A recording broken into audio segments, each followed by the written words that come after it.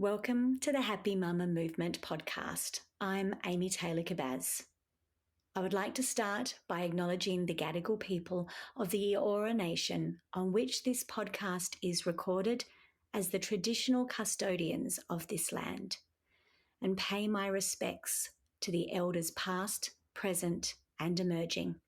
And as this podcast is dedicated to the wisdom and knowledge of motherhood, I would like to acknowledge the mothers of this land, the elders, their wisdom, their knowing, and my own elders and teachers.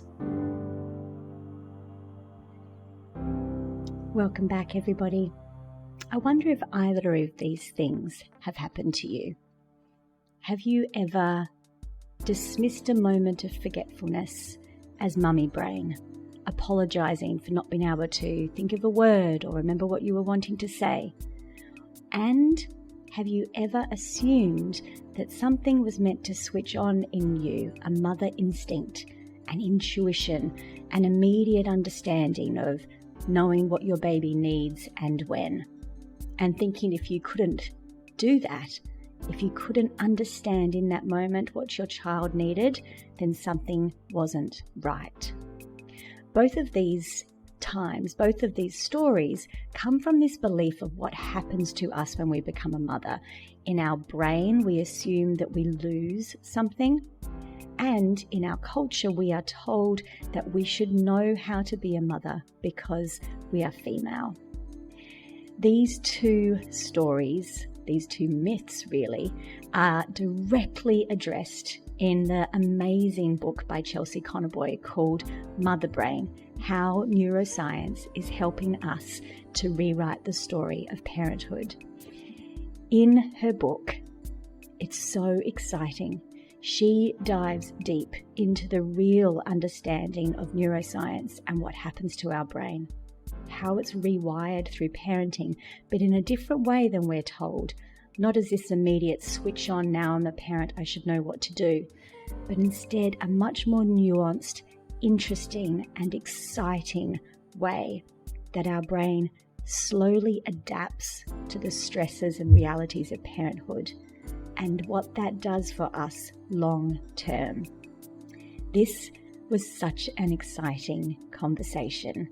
I would love to hear from you afterwards what really resonated for you and how this changed the way you saw yourself, your brain, your experience of becoming a parent.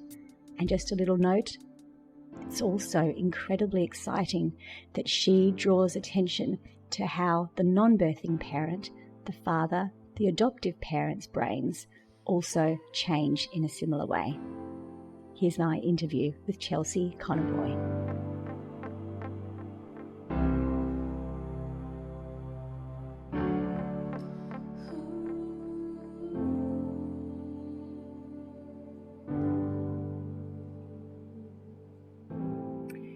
Chelsea, welcome to the podcast. I am so excited about this conversation. I think I could geek out on the things we're going to talk about for hours and hours, so I'm so glad you're here. Thank you so much for having me, Amy. So, I have been talking about, researching and now teaching about how motherhood changes us for 15 years. And one of the things that I remember first hearing about and really began to shift this understanding of what had happened to me and therefore everybody else was this understanding of what happens to our brain when we become pregnant and give birth. And so then to begin to read through your book and everything you've now understood about it was just so exciting that this is now out there. So can we start with how you first came to researching this yourself, and then what does happen to our brain? Yes, I mean, I'd be so interested to compare notes on our stories because what you just said resonated with me, and that I was struggling as a new mother. My first child was born in 2015, and planned pregnancy, great partner. I was like more financially secure than at any other point in my life. I was ready, to be a mom. And still I was blindsided by it. I really felt like such a change in myself and in my like internal sense of myself, and literally just in how I function day to day. And I didn't know what to make of it. I didn't have the language to help me understand what I was going through.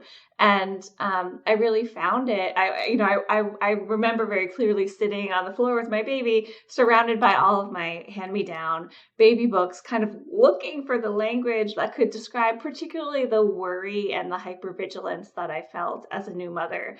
And I ultimately ended up finding it in the science of how the brain changes. Specifically, I started reading the science on maternal anxiety, and that led me to this idea that every new parent's brain changes, not just birthing parents, but everyone, and not only those who, the 1 in 5 or so who experience postpartum mood and anxiety disorders.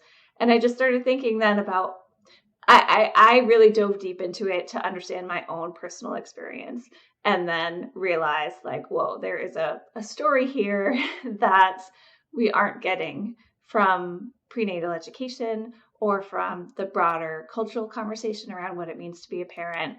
And I got really excited about telling that story. Well, to keep it short, it's pretty much exactly the same story for me. That once I heard, not about the brain, but about the massive identity shift was what really led me to this work, which then led to the understanding of matrescence. Right. So, yes. So what does actually happen to our brain as we become a parent? And in particular, I would love to hear you talk about the timing of this, because I think one of the things that we assume is that something is switched on immediately, either when we pee on the stick and we realize that we're going to become a mother, or at that process of birthing them and meeting them for the first time. There is an assumption that not only is our intuition switched on, but something automatically changes. And what does the science say about that? The short answer is that it's a process. It is not something that is innately hardwired in us or that automatically happens with, like you said, the flip of the switch. It is something that develops in us over time, and it comes from the brains that we already have with all of our strengths and challenges that we bring to the job, and it comes through experience. And so, the parental brain science is relatively young. So there's a lot of questions that we still don't have answered. So many questions. But one of them is like, what is the timeline exactly? Like, how do these changes happen? But there is really good evidence that they occur throughout pregnancy and then long after pregnancy also, which is a really important point. And the way I like to talk about it is that there are two things really that shape the parental brain. There's hormones and there's experience. And we often talk about hormones during pregnancy in terms of like the spikes in estrogen and progesterone and oxytocin as labor approaches, and prolactin to help us to make milk. And we talk about how all of these things shape the pregnant body and initiate childbirth. We don't often talk about how they also shape the brain. And the way researchers think about it is that it really prime the brain to then be ready to receive our children, who are these incredibly powerful stimuli. And over time, as we take care of them, as we work really hard to read the cues of these tiny, vulnerable, nonverbal babies who are always changing, and respond to them, that is essentially a really intense learning process that shapes our brain for the long haul. I loved that when I was reading that with your work, is that, that full on intense, overwhelm, bombardment of changes in that early stage is actually prep for how we have to do this. I mean, my daughter is now 15 and I'm still on a daily basis going, oh my God, how do I meet this need? What is this cue? What does this mean?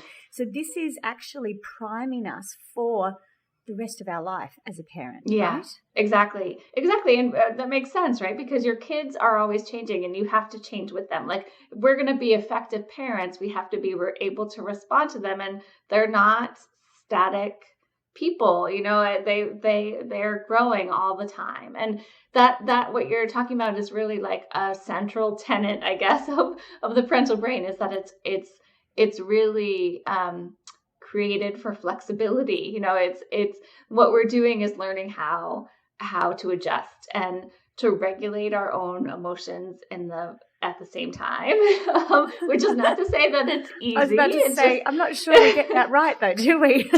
Right. I mean, but imagine if like we didn't have this adaptation. Like, it would just be an impossible job. It would be an impossible job to take care of a baby whose hour by hour needs are changing, who becomes a toddler and a young child. And then if you have multiple children, they have different developmental needs, they have different personalities, they have different genetic makeups, and you have to adjust your parenting in real time to care for both of them. And it's the demands, I think we sometimes underestimate, except, maybe when we're in it. The demands are really high, and the brain adapts in a way to help us to cope with that.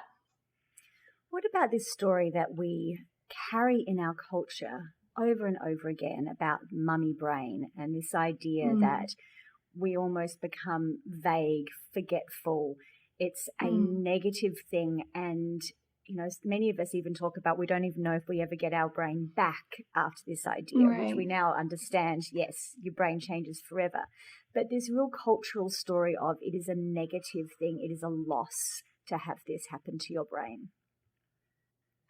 It's so frustrating. It's so frustrating for a couple of reasons. One is that it feels true for so many of us, and also like we don't want to be limited by that idea. And the way I like to talk about this is that memory loss, especially during pregnancy and for many people in the early postpartum period, it's real. Like it's real. It's a real experience. And researchers think that it might be linked to changes specifically in the hippocampus, which is a key brain region for memory, across pregnancy and in the early postpartum period. But that story of us being compromised by pregnancy it's such a tiny piece of a much bigger story that there are those memory losses, but they're occurring in the context of really powerful adaptation that researchers who study the parental brain talk about things like heightened cognitive skills, so that we get better at reading and responding to other people's social cues. We get better potentially at regulating our own emotions. We carry a mental load that is really incredible, and is often unlike any other that we've ever had previously, that suddenly we have to take on all of the survival needs of a baby in addition to our own. It's like this dramatic increase in capacity, and the brain does it, and that's amazing. And so if it's possible that those changes in memory are related to, are sort of like a cost to that adaptation, it's also possible that we haven't studied them properly, that we use these standard memory tools to look at memory in a parenting context and we get it wrong. We see it as a loss when there are some indications that if you create design studies that are more specific to parenting, that new parents perform better in that context than if they weren't, than non-parents do. And there's also this set of really fascinating studies that have come out of Australia and out of the UK that look at these huge databases of brain imaging. And these are adults in thousands of adults in later life, in their 50s, 60s, and older. And they compared the brains of parents and non-parents and found that parents' brains are what the researchers called younger looking. And so there's this indication that parenthood might also be like neuroprotective.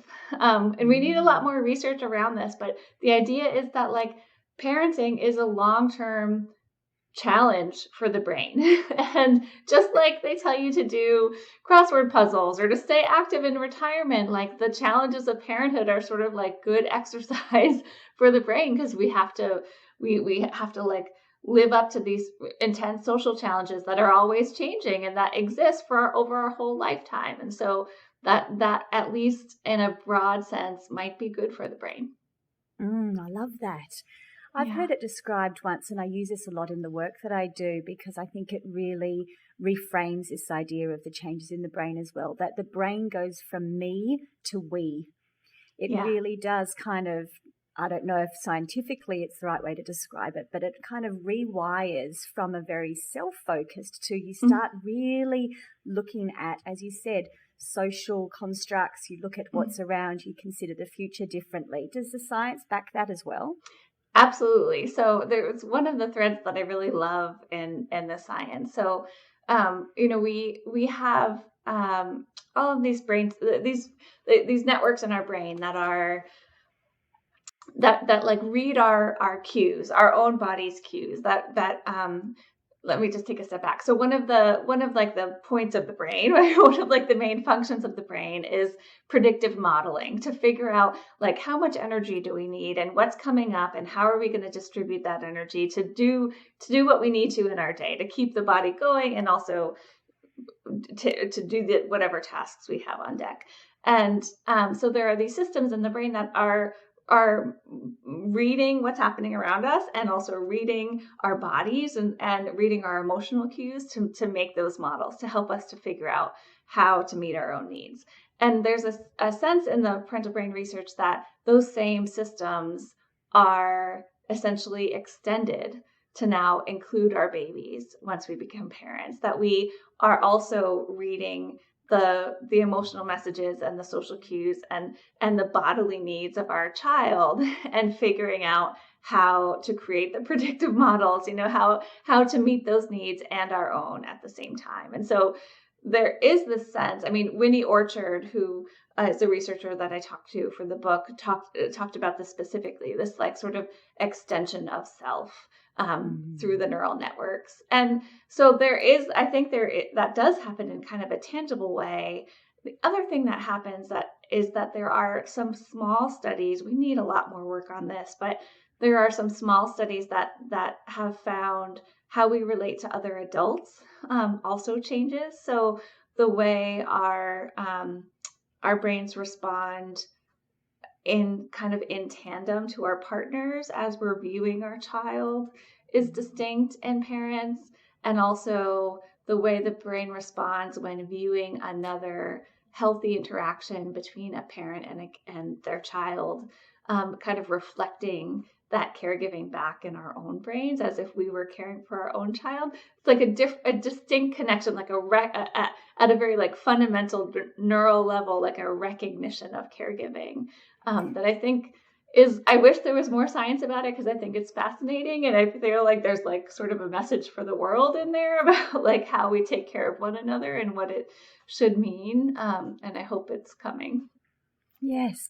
Can we talk about that for a second, because it's so frustrating, isn't it, how little we know about something that actually, without this act of us becoming parents, the world would die out. Like, this is actually fundamental for our survival. And I remember when I first started studying Matrescence with Dr. Aurelie Athen and looking really deeply into all of this, it was like, why don't we have whole departments dedicated to understanding this? And without going down the full patriarchal political rant, which I'm sure you and I could do really easily, what do you feel when you realise that there's so little we know about this? And in tandem to that, is it changing? Are we starting to spend more time, research and energy looking into the experience of parenting?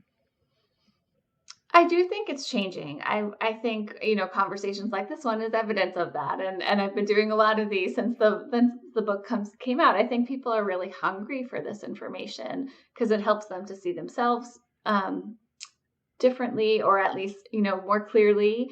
I don't think it's changing quickly enough to be honest. Like I just this morning, emailed, there's a major science journal that's putting on a series about brain plasticity, and they have an event on babies and teenagers and then seniors and in later life. And I sort of emailed them and said, hey, I would love if you would feature something about the parental brain, and here's my book, and because there is we just omit it. We just omit all of it. And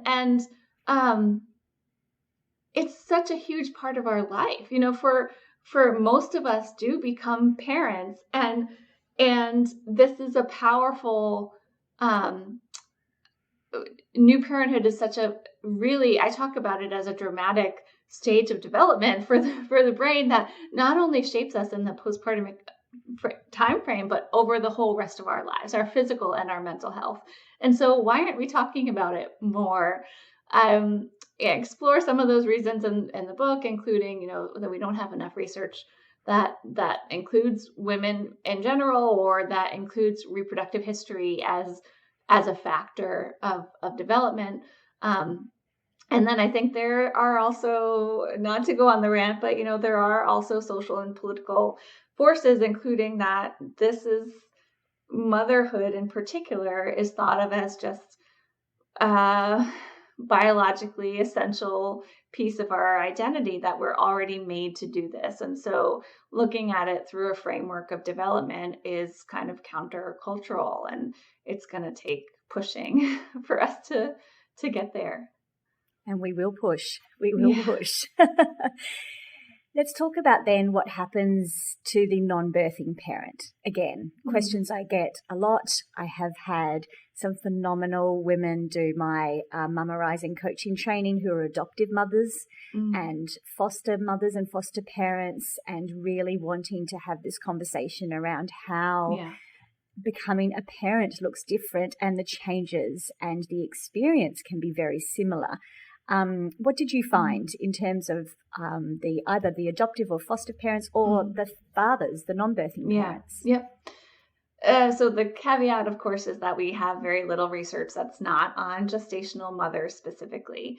But what we do have is really compelling and tells us that the same fundamental truth holds for other parents, which is that the parental brain is shaped by hormones and experience. And in fathers, we know that there are hormonal changes that take place as they approach parenthood, and in those early days and weeks.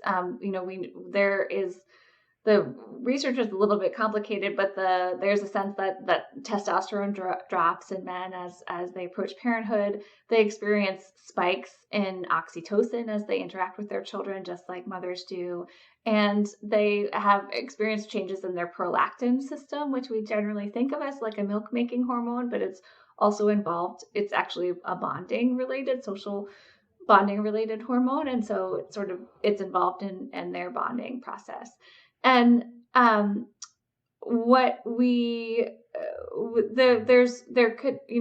it's growing, but slowly, a body of evidence in fathers that show that there are significant changes in their brains with experience specifically. What researchers think is that they experience this priming from hormones, and then it readies them to be ready essentially to care for their babies, and that over time, as they engage in that caregiving, their brain changes in similar ways, which is for primary caregiving fathers, they have similar amygdala activation as primary caregiving mothers. And this is from a study that came out of Israel a few years ago, that looked at gay fathers and straight parents. And when they looked at the fathers across the study, they found that the more a father was engaged in direct care, like directly taking responsibility for the care needs of their babies, the stronger the activation or activity and connectivity between the amygdala and a key brain region involved in social cognition was. And we have a new study that's just come out that's shown that fathers have significant structural changes also across pregnancy and the early postpartum period. There'll be more coming from those researchers as they follow those fathers into fatherhood. And so there's a lot, there's we can sort of extrapolate to some degree from that to think about other parents, adoptive parents and foster parents. There are a few small studies looking at each group. And generally what we see is hormonal changes and brain activity changes that kind of accumulate over time, that the more experience a person has in direct caregiving, the more significant their changes are. And all of that kind of taken together has led researchers to characterize what they call a global parental caregiving network, this system of brain regions that change, again, with hormones and with time. I remember hearing once when I was looking at this that, and it makes sense when I hear what you've just said, that the more the non-birthing parent can be there in those early weeks and months, the more changes in their brain that mimic what happens with the birthing parent. And it really leads to that argument of, if we can change the maternity leave, the paternity leave policy, if we can have the non-birthing parent at home as much as possible for that experiential interaction, that real physical experience, as opposed to the olden days where, the baby's born and the dad goes back to work. Obviously, there's much less change in the brain if that's what happens. And if we can change that, then we have so many benefits, not only for the help for the new mum, but he or the non-birthing parent experiences so much as well in that first period. Right. Yes. And the brain science really adds to this. I should also note that, like, the sense that these brain changes accumulate over time with an experience, we also know this from mothers too, right? So we have evidence there as well. But you're absolutely right that it really makes an argument for giving all parents access to their child, time with their child. And the truth is, the brain findings strengthen that argument, but we don't actually need them to make that argument, right? Like, at a very fundamental level, what this science is showing us is that parenting is a learned skill, and it is a distinct kind of biological process that happens in this time of life that is shaped by hormonal changes and the real power of babies themselves. But it is that's what's happening. We're learning, and you need time to learn. You need time with your baby to learn. It's not automatic for mothers. It's not automatic for any other parent. And they need time to learn how to do it. And it's one of the areas that I feel most hopeful that more fathers are engaged with their children right now. And I think not only are they learning these skills of caregiving, but they're also learning what it feels like to be captured by their babies in the way that so many mothers are familiar with. And I think that teaches them, the benefits of caregiving and also the real costs that come with it and what you have to do to get there. And I hope that they'll kind of take that feeling into their, positions of power as policymakers and business leaders and whoever they are, and use it to write better policies for everyone. What a beautiful way to look at it. That yes, the more they can be involved, the more the brain changes for that from me to we, the more they're aware of the consequences of policies, and then hopefully we get better policies in place.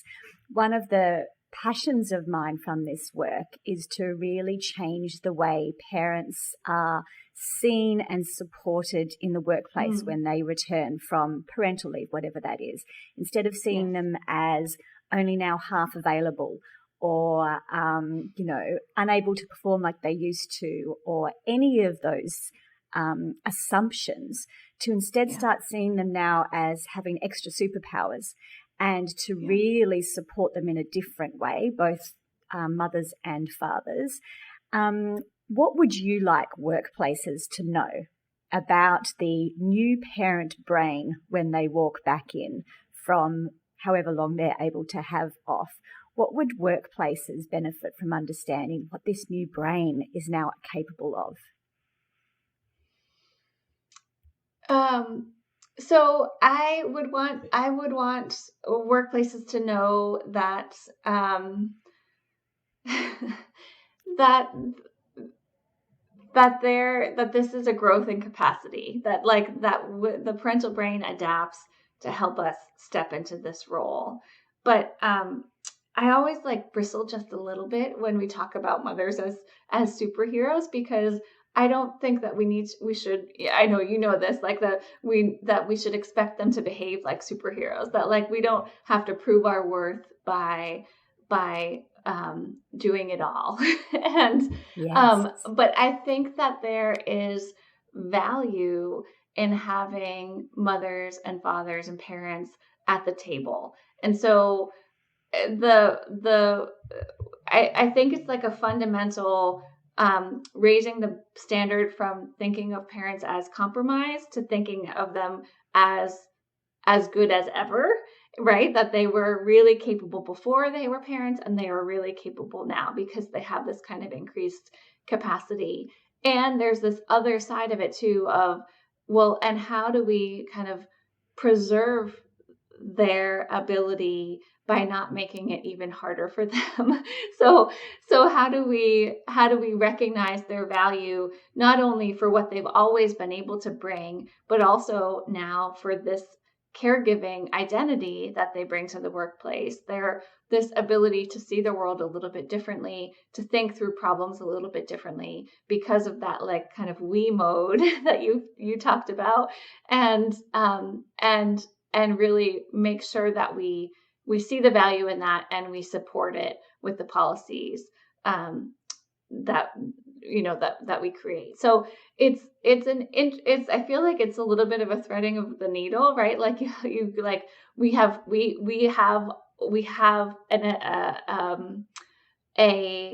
a greater capacity than we did, and parents may need different supports than they did before at the same time.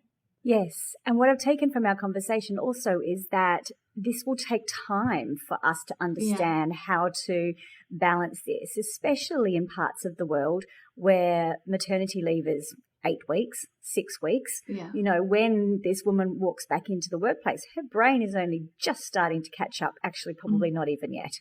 And so can we not only see that there are some benefits here? I love the way you talk about how, her capacity is what it used to be plus, but also let's give this time.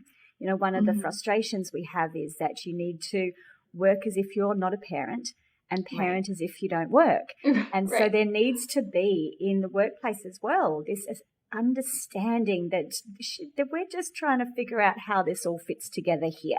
And the brain will catch up, the systems, the internal system is there, we'll get there. But instead of just assuming she's back, let's just do what we have always done, there's your desk, there's your login, off you go.